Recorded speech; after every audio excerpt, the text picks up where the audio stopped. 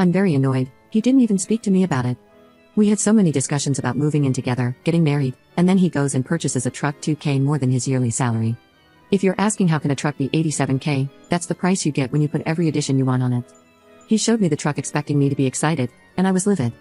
When he bought this truck, we were only a month from moving in together. We got into a bad argument where he told me it was his money and he could do whatever he wanted with it. So I said fine, and I told him I'm not comfortable moving in with him anymore. I asked my landlord if my apartment was still available and if I could renew my lease, and they said yes. Now my boyfriend is saying he can't afford his place and his truck. I don't feel bad. You should have thought of that before buying something so expensive without talking to your girlfriend of 2 years. I have had some of his friends' girlfriends reach out to me and say I should support him, and one even said that I'm not loyal and this shows I wouldn't support him if we were married since I run away when finances get bad. That's total BS. He didn't lose his job or get hurt. He bought an expensive item without discussing it. I have been trying to get him to return the truck because it's already affecting his finances badly. He has only had this truck for 2 weeks, and he is worried that in the next month or two, he won't be able to cover all the expenses he usually has. This past weekend, we had another argument, and I think our relationship is going to end. I'm not helping him pay for this truck, and I'm not moving in with him. I have asked for a break and will be thinking about what to do. Edit. I appreciate the different opinions everyone has given me. I have a lot to think about. To answer 2 questions, no, he doesn't need the truck. He works from home, and if he has to check in at work, he has an office.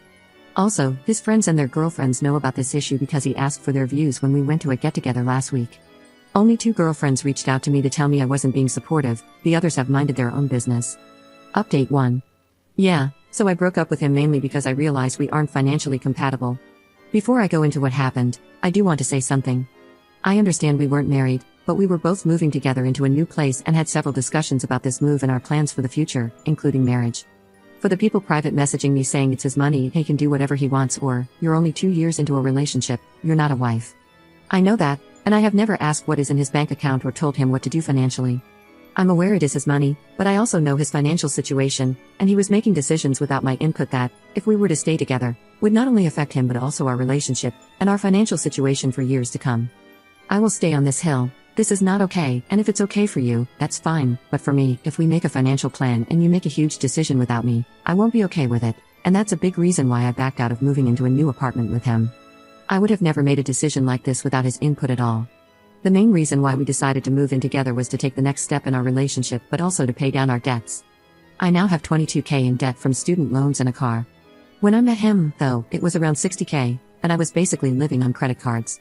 Within the first couple of months of us dating, I saw how hard he worked, and with a salary of $85K, he was making huge progress in paying off his loans and credit cards. On my end, at the time, I was only making $50K. I honestly saw his work ethic and was like, wow, and got serious about my debt. I got a second part-time job where I was making $32K a year, bringing my salary to $82K. I did that so that I could pay off my debts faster but also so that we could be on equal footing when we moved in together and he didn't have to pay significantly more in living expenses than me when he had more debt. We did a complete budget months before we moved in together and realized that we would each have $700 extra a month to put towards our own individual budgets. This is why the purchase of this truck was so surprising to me. We had planned this move for months. We had a budget, and he destroyed that plan with the truck. If he wanted a new car, there are plenty of cars he could have gotten that would have fit into the $700 monthly surplus he had. Anyway, for the past few days before we broke up, he tried to show me that this truck was a good financial purchase and we could still move in together. He told me that he had actually budgeted for this and could show me how he could afford this. I wanted to hear him out, so I went to his place, and he had 2 budgets. He said he had been thinking of getting this truck for some time and he had worked out a budget beforehand. He showed me the first budget, and after his truck, insurance, expenses, and his debts, he was left with $115 for the month. I noticed with the first budget, he didn't include groceries, his hobbies, going out, or even gas for his car. I asked him how $115 was enough to live off for an entire month. I asked him how he could afford all of this in his truck, and if he planned to give up some things. He said no, he didn't plan to give up anything and that he could make everything work in his budget. I asked him what if he had an emergency or needed gas for his truck, and he just kept saying he would work it out without explaining how. After I saw the first budget, I asked to see the documents for the car, and that's how I found out the truck price was $95K total after taxes, registration, and fees. He traded in his reliable 2003 Toyota and all his savings to get a loan at 14% for 72 months. His monthly payment is now $1,966, and insurance is $573. He also still has significant student loans. I kept telling him $115 left over monthly wasn't enough. That's when he showed me his second budget, which had a combined higher monthly income. I asked him if he was getting a second job, and he said due to his job relying on him to be on call, he couldn't. I asked where the income was coming from, and this man said, "Well, you're getting a raise soon." I froze because I had mentioned this raise once months ago. My first job is my career job, and I work in a field where when you hit certain milestones, you get a pay bump. In September, if my raise is approved, I will go from 50K to 80K, and with my second job, my total yearly income will be 112K.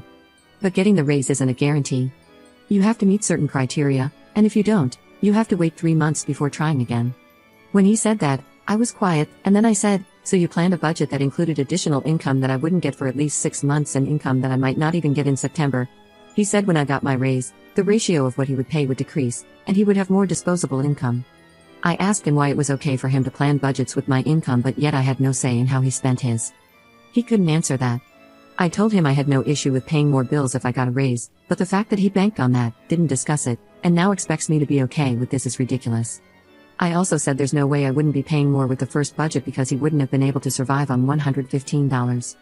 I told him he didn't communicate, and this is on him because he made huge financial plans without discussing anything.